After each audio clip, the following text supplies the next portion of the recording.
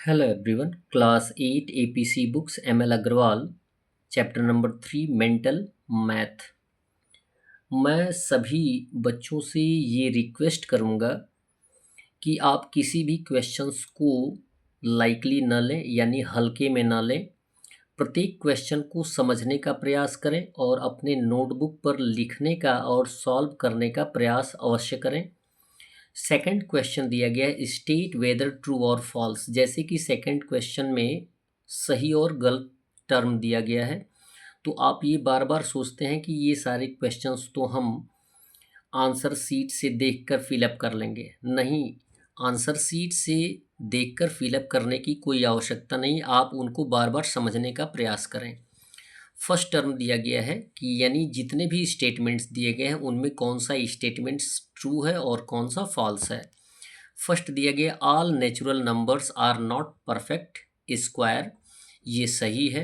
यानी जितने भी नेचुरल नंबर्स हैं वो सभी स्क्वायर ही नहीं हैं, जिसमें आपको ये बताया जाता है कि 4 स्क्वायर है और 9 स्क्वायर है, 16 स्क्वायर है, लेकिन उसके बीच में जितने भी नेचुरल नंबर्स हैं वो सभी स्क्वायर नहीं हैं।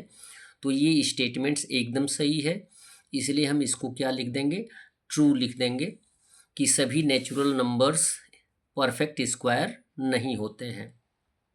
सेकंड टर्म दिया गया है a perfect square can never be expressed as the product of pairs of equal prime factors. ये तो आपको गलत बताया गया है।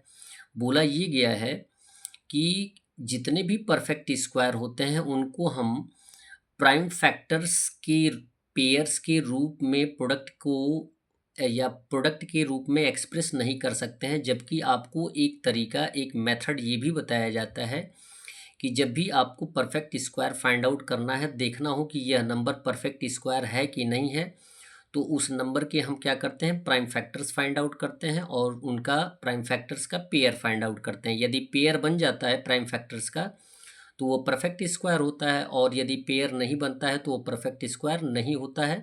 तो ये कहना गलत है कि परफेक्ट स्क्वायर को हम product of pairs of equal prime factor के रूप में नहीं, कभी नहीं एक्सप्रेस कर सकते हैं। ये कहना आपका गलत है, इसलिए ये स्टेटमेंट्स क्या है, फॉल्स है।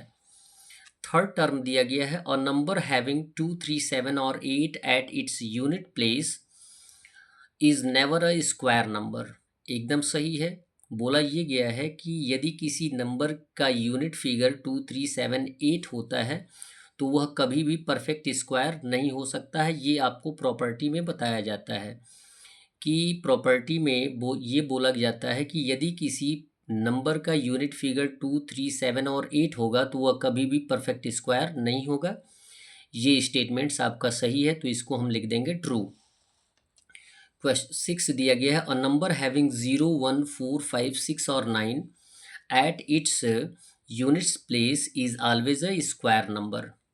अब बोला गया है कि यदि किसी नंबर या किसी स्क्वायर का, स्क्वायर की बात की जा रही है कि यदि कोई स्क्वायर है तो उसका यूनिट डिजिट 0 होना चाहिए, या तो 1 होना चाहिए, या तो 4 होना चाहिए, या तो 5 होना चाहिए, या तो 6 होना चाहिए, या तो 9 होना चाहिए। इसी कंडीशन पे वो परफेक्ट स्क्वायर हो सकता है। तो ये प्रॉपर्टी आपकी सही है। अभी अप साइड आपको क्या बताया गया है कि यूनिट फिगर पर 2, 3, 7, 8 नहीं होना चाहिए, और यदि होगा तो वो परफेक्ट स्क्वायर नहीं होगा। और यहाँ पे बोला गया है कि 0, 1, 4, 5, 6, 9 आना चाहिए। यदि परफेक्ट स्क्वायर होगा तो इसका यूनिट फिगर क्या होगा, 0 होगा, या तो 1 होगा, या तो 4 होगा, 5 होगा, 6 होगा, 9 होगा। ये भी स्टेटमेंट आपका क्या है, सही है। तो इसको हम लिख देंगे ट्रू। क्या कंडीशन है इसका आप समझ लें। जैसे 1 का स्क्वायर फाइंड आउट करेंगे तो 1 आएगा, यूनिट डिजिट क्या हो जाएगा 1। 2 का स्क्वायर फाइंड आउट करेंगे 2 2 ज़ा 4, ठीक है।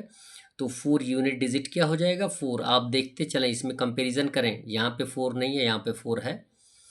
और 3 का स्क्वायर फाइंड आउट करेंगे 3 3 ज़ा 9, तो यूनिट डिजिट क्या हो जाएगा 9। यहाँ पे 9 नहीं है, यहाँ पे 9 है। 4 का स्क्वायर फाइंड आउट करेंगे 4 4 ज़ा 16, तो 16 का यूनिट डिजिट कितना है 6। यहाँ पे 6 है, यहाँ पे 6 नहीं है। बात आ गई समझ में। तो आपको ये बताया गया है कि यदि किसी स्क्वायर नंबर का यूनिट डिजिट 2, 3, 7, 8 होगा तो वह कभी भी परफेक्ट स्क्वायर नहीं होगा, और यदि किसी भी स्क्वायर का यूनिट डिजिट 0, 1, 4, 5, 6, 9 होगा तो वो परफेक्ट स्क्वायर होगा। ये सही है, दोनों स्टेटमेंट सही है। फिफ्थ दिया गया है, a number ending in an even number of zeros is always a perfect square. नहीं, बोला गया है कि कभी भी परफेक्ट स्क्वायर के टर्म में आपको ये बोला जाता है कि a number ending in an even number of zeros, even number of zeros, even number of zeros means क्या है कि देखें क्या टर्म दिया गया है कि यदि 1 के लास्ट में जो ज़ीरो दिए गए हैं 2 टाइम्स है तो इवन टाइम्स है, और ये 10 का स्क्वायर है। किसका स्क्वायर है? 10 का स्क्वायर। 10 का स्क्वायर होता है 100। अब देखें, यदि हम 100 का फाइंड आउट करते हैं स्क्वायर तो ये आपका हो जाएगा 100,100। तो यहाँ पे आप ये देखेंगे कि उस नंबर के लास्ट में जो जीरोज आ रहे हैं वो इवन टाइम से, ये 2 टाइम्स से, ये 4 टाइम्स है, उसके बाद कितना आ जाएगा आपका 1000 का आ जाएगा 6 टाइम्स। क्लियर है?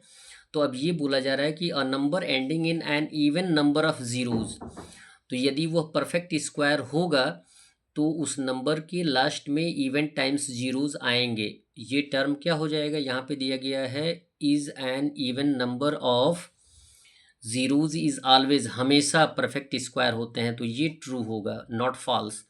ये होगा ट्रू टर्म होगा, यानी जब भी परफेक्ट स्क्वायर होगा तो यदि जीरो का कंडीशन आपको फॉलो करना है तो उसके लास्ट में, उस परफेक्ट स्क्वायर के लास्ट में इवन टाइम्स जीरोज आएंगे।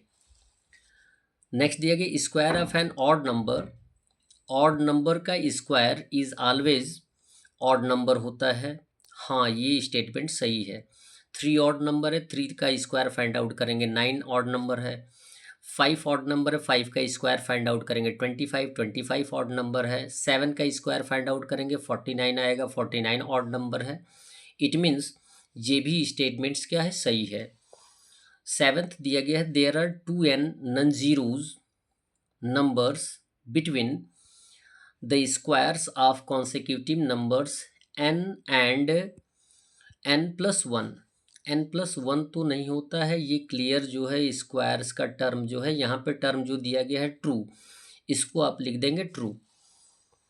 लास्ट दिया गया 4, 6, 8 इज अ पाइथागोरियन ट्रिपलेट। क्या 4, 6, 8 पाइथागोरियन ट्रिपलेट है? तो इसको हमने लिखा है फॉल्स। किस कंडीशन पे फॉल्स लिखा गया ये भी आप जानकारी कर लीजिए। आप ये जानते हैं कि पाइथागोरियन ट्रिपलेट में 3 टर्म्स होते हैं, एक होता है 2m, दूसरा होता है m स्क्वायर माइनस 1, तीसरा होता है m स्क्वायर प्लस 1। तो हम फर्स्ट टर्म को क्या मान लेते हैं? 2m। 2m इक्वल हो जाएगा 4, और 2 को ट्रांसफ़र कर देंगे तो m इक्वल हो जाएगा 4/2। 2 से रिड्यूस कर देंगे तो m का वैल्यू आ जाएगा 2। ठीक है, तो m का वैल्यू तो हमने 2 मान लिया है, और फर्स्ट टर्म कितना दिया गया 4। अब हमें दूसरा टर्म फाइंड आउट करना है। m स्क्वायर माइनस 1 होता है, तो m का वैल्यू हमने फाइंड आउट किया है 2। 2 का स्क्वायर फाइंड आउट करेंगे -1, 2 2 ज़ा 4, -1 हो जाएगा 3। तो यहाँ पे कितना आना चाहिए? 3, 4, 3। m स्क्वायर प्लस 1, तो 2 m का वैल्यू हमने 2 फाइंड आउट किया है, तो 2 का स्क्वायर हो जाएगा 4 प्लस 1 हो जाएगा 5। इट मीन्स हमारा कितना आना चाहिए? 4, 3, 5 आना चाहिए। और जबकि यहाँ पे आंसर क्या दिया गया है पाइथागोरियन ट्रिपलेट में? 4, 6, 8, जो कि सही नहीं है, इसलिए हम इसको क्या लिख देंगे? फॉल्स लिख देंगे। That's all. वीडियो को लाइक करें और चैनल को सब्सक्राइब करने के साथ साथ अपने मित्रों से भी और अपने आसपास पड़ोस में भी बताने का प्रयास करें। धन्यवाद।